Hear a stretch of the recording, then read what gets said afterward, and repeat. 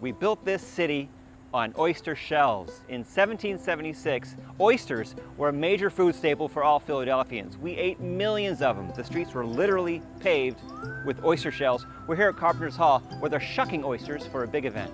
It was definitely not a sort of highbrow rarity delicacy the way we often think of oysters today. Everyone was eating oysters, right?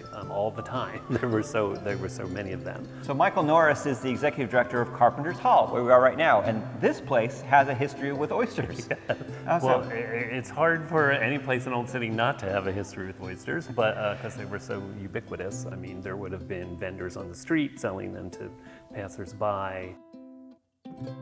If you're curious what selling oysters on the street would look like, the Historical Society of Pennsylvania has this illustration. It's a little later, 1812, 1813, but this is a Philadelphia sidewalk vendor selling oysters out of a cart. They also have Martha Washington's cookbook, handwritten by her mother-in-law, her first mother-in-law, with a tip on how to stew oysters. The trick is to boil them twice. You boil them once, they plump up really nice. You douse them with cold water, and then you boil them again, and then you serve them garnished with ginger.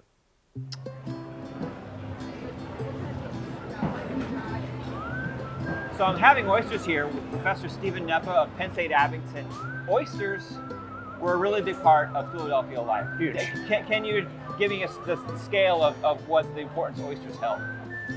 When we think about Philadelphia as being, well through the Revolutionary period, the largest, most important city in North America, in trade, population, government, commerce, oysters go right along with it.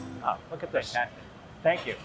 When we think about revolutionary sentiment, especially here in Philadelphia, we think about the Continental Congress meetings. We think about the workings going on behind closed doors in Independence Hall.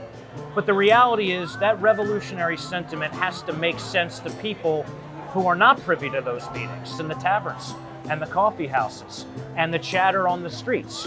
Possibly what we would today call water cooler politics, but in this case, it could be politics and issues discussed around oyster stalls.